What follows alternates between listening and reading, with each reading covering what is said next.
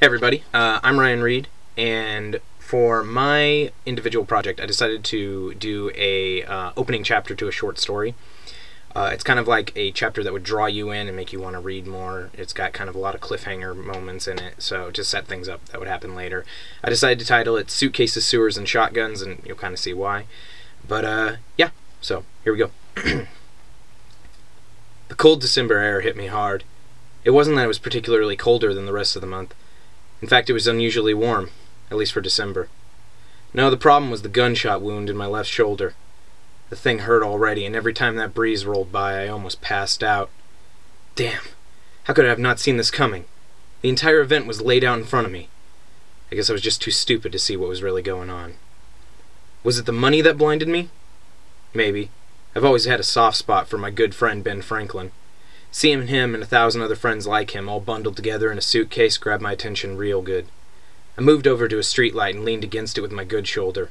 I needed to clear my head, but not for too long. The combination of the cold and the blood loss wouldn't do me any good. I had to get someplace safe. Hopefully Denise would still be at the office. She typically stayed late on Christmas Eve. Her family was back in Colorado. Too damn cold for my taste. Hell, California was too damn cold for me, but at least here in LA you can lean against a streetlight, bleeding on Christmas Eve, and no one says a word to you. I pulled the bottle of whiskey from my side pocket. Sure, it's illegal to drink in public. I might have the boys in blue after me pretty soon, but what did it matter? If I didn't get somewhere quick, I'd be dead anyway. At least the police station would be nice and warm. They'd probably pull a chair up next to me, give me a blanket and some hot coffee. I could tell them I was a PI, and I may even get a little respect out of it. Of course, that all goes out the window when you find my car parked in an alleyway 6 blocks from my office with a headless corpse in the trunk. That might spark some questions, and I damn well couldn't say it was a gift from Santa. I opened the top of the bottle and took a generous gulp from it. It was already half empty. I'd been sipping on it all night, so I guess I could add drunk driving to the list of my less-than-stellar record tonight. The whiskey burnt going down, but in that relaxing way. It helped ease my nerves and dull the pain a little. I couldn't tell if I was lightheaded from the gunshot or the booze. Probably a little of both. The wound looked bad, but luckily it seemed to have missed any major arteries. It was just a guess, but considering I was able to get shot and not watch a continuous geyser shoot from my shoulder, I had to assume I was pretty lucky. With my good arm I lifted the bottle of whiskey to the wound. This wasn't going to be pleasant, but since I didn't have any rubbing alcohol, I was drunk enough to do this. Pouring the whiskey on the wound felt like the devil himself sticking a pitchfork through my shoulder. I wanted to scream as many obscenities as possible, but I knew that there was a family with 3 kids in the apartment above where I was standing. I didn't need them to start repeating the words of what would probably sound like one of St. Nick's foul-mouthed elves. Instead, I just bit my cheek until the pain subsided. Great! Now I had a big cut on the inside of my mouth that was throbbing. Good. Maybe I could focus on something else besides the shoulder pain and getting revenge on the no-good lowlifes who put me through my own personal Dante's Inferno. It took a bit of effort, but I was finally able to stand up as straight as possible and start walking again. I was halfway to my office. Sure, it was only 6 blocks from where I was parked, but believe me, that seems like a marathon when you're drunk, injured, and freezing.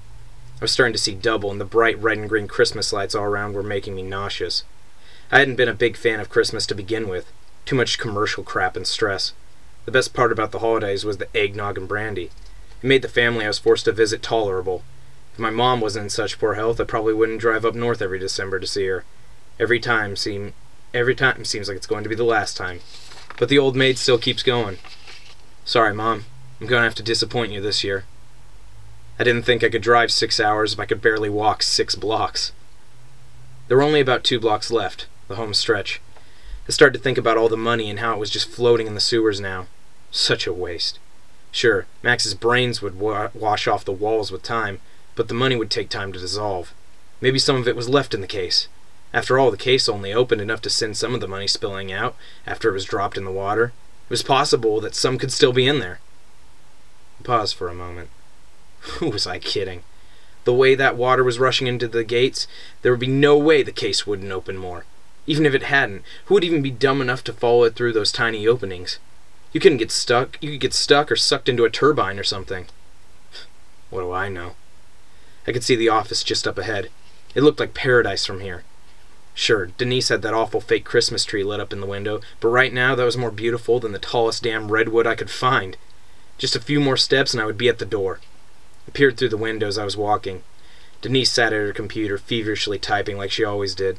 That mousy brown hair of hers pulled back out of her face, and her glasses almost sliding off the tip of her nose.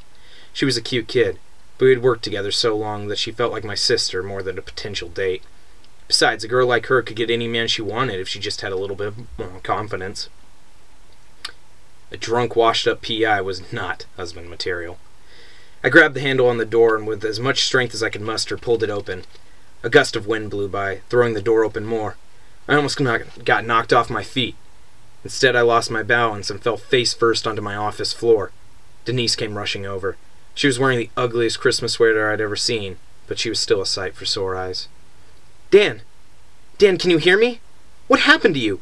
You look like... Dan, you're bleeding! Denise, will you stop with the 20 questions for a minute? I haven't even got off the ground yet. Denise grabbed my good arm and gently helped me into my chair. I pulled the bottle of whiskey out of my coat and saw that the top was broken. Little pieces of glass were floating in the liquid savior. Such a waste. Denise, be a dear and go into my desk in the back room. There's a bottle of cheap scotch I keep in there for emergencies. It tastes terrible, but at least it'll keep the pain away. Like a kid ready for their first day of school, Denise rushed into the back. Sure, she had energy, but it wasn't out of excitement. When she came back into the main room, I could see the fear in her eyes.